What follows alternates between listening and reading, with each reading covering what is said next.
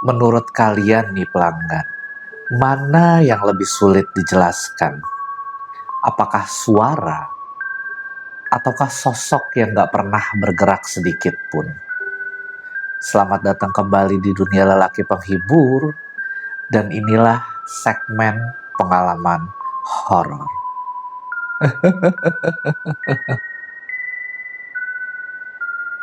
Pengalaman pertama dari seseorang yang bernama Arga pelanggan. Kejadiannya di tahun 2023 waktu dia datang ke kota Cirebon untuk menghadiri pernikahan sahabatnya. Karena ingin mengikuti seluruh rangkaian acara awal, dari sore H-1 Arga udah sampai di kota Cirebon. Dan dia menginap di sebuah Airbnb yang cukup unik pelanggan. Bangunannya bukan seperti ruko, apartemen, ataupun hotel, melainkan sebuah rumah 2 lantai yang dialihfungsikan sebagai tempat penginapan. Di dalamnya terdapat beberapa kamar yang disewakan, lengkap dengan nomor kamar, serta meja resepsionis kecil di depan pintu masuk. Malam itu pelanggan Airbnb tersebut memang sedang sepi, karena setahu Arga hanya 2 orang yang menginap, termasuk dirinya. Arga mendapatkan kamar di lantai 1 dan posisinya hampir paling ujung. Sedangkan tamu satunya berada di kamar dekat meja resepsionis. Sampai sekitar jam 9 malam, Arga sudah istirahat dan tertidur. Awalnya nggak ada satupun hal aneh pelanggan, tapi sekitar jam 1 malam, Arga ini terbangun. Karena dari belakang tembok kamarnya, terdengar seperti suara 2 orang yang bertengkar. Terdengar suara seorang laki-laki yang membentak, lalu disusul dengan suara teriakan seorang wanita. Dan gak lama pelanggan, terdengar suara buk, seperti suara benturan yang sangat keras. Seakan-akan seseorang menghantam sesuatu atau memukul benda dengan tenaga penuh. Dan setelah itu, yang terdengar hanyalah tangisan. Tangisan yang panjang, pelan, lirih, dan gak kunjung berhenti. Saat itu Arga sama sekali gak curiga pelanggan, karena dia mengira memang ada rumah yang berdempetan dengan Airbnb tersebut. Beberapa kali nih Arga coba tutup kupingnya dengan bantal, dan berharap pertengkaran itu cepat selesai. Namun setiap kali suasananya mulai hening pelanggan, suara tangisan itu kembali terdengar lagi, dan entah berlangsung berapa lama, hingga akhirnya Arga kembali tertidur karena kelelahan. Keesokan paginya nih pas check out pelanggan, Arga nih sempat nyampein keluhannya sama penjaga Airbnb tersebut. Dia bilang semalam tuh dia nggak bisa tidur nyenyak karena tetangga belakang rumah tuh ribut terus sepanjang malam. Tapi penjaga Airbnb itu dia cuma diam pelanggan.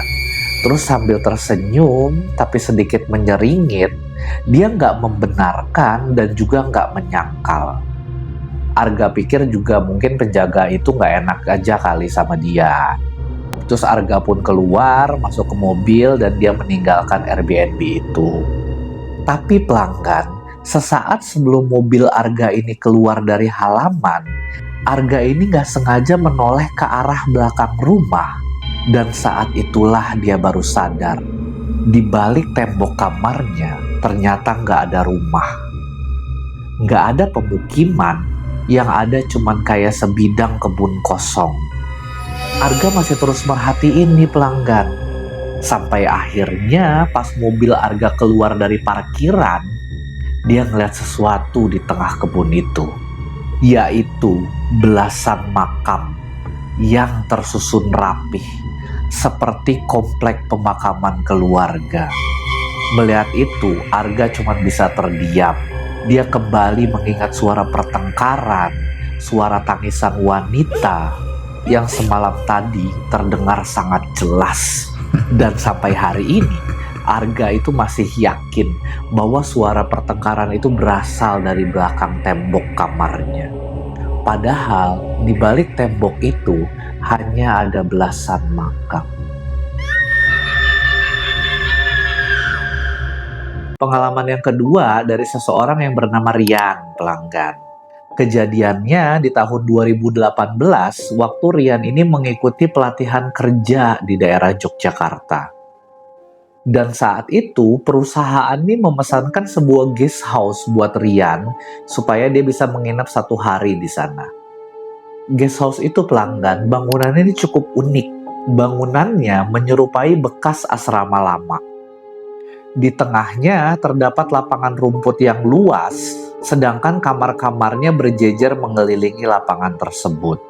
Dan setiap kamar memiliki teras kecil dan pagar kayu pembatas area lapangan. Rian mendapatkan kamar di barisan depan pelanggan, dan jendelanya langsung menghadap ke arah lapangan. Dan di jendela itu terdapat 2 lapisan hordeng, satunya lebih tebal dan satunya ini lapisan hordeng tipis yang transparan sehingga kita masih bisa melihat suasana di depan. Sekitar jam 11 malam pelanggan, Rian ini masih belum tidur. Bukan kenapa-napa, karena memang itu kebiasaannya, dia memang insomnia. Terus sambil mainin handphone nih di atas kasurnya, sesekali Rian ini menoleh ke arah jendela pelanggan. Dari sana dia melihat lampu halaman yang masih menyala nih, diiringi dengan suasana yang sepi. Terus sekitar jam 12 malam nih pelanggan, Rian ini kembali lagi noleh ke arah jendela. Tapi waktu itu pandangannya Rian langsung terhenti. Rian ini melihat sosok perempuan yang lagi berdiri tepat di depan kamar sebelah.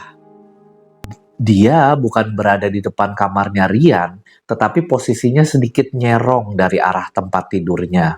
Rambutnya panjang dan memakai pakaian berwarna terang. Tapi dari sejak pertama kali terlihat pelanggan, perempuan itu hanya berdiri diam, membelakangi jendela dan menatap ke arah lapangan. Wajahnya sama sekali nggak terlihat. Yang terlihat itu cuman punggungnya serta rambut panjang yang terurai. Di situ Rian cuma mikir mungkin itu tamu lain yang sedang cari udara malam atau cuman lagi sekedar main handphone di depan. Dan karena dia pikir itu bukan urusannya, Rian kembali main handphone di atas kasurnya pelanggan. Tapi beberapa menit kemudian ketika Rian ini kembali melirik, perempuan itu masih ada di tempat yang sama pelanggan. Gak bergerak, gak menoleh, dan gak melakukan apapun. Rian mulai merasa sedikit aneh, tapi dia masih berpikiran positif. Mungkin perempuan itu lagi ngelamun aja kali pikirnya. Dan hampir selama 1 jam lebih, beberapa kali Rian kembali menoleh ke arah jendela itu pelanggan. Dan hasilnya selalu sama.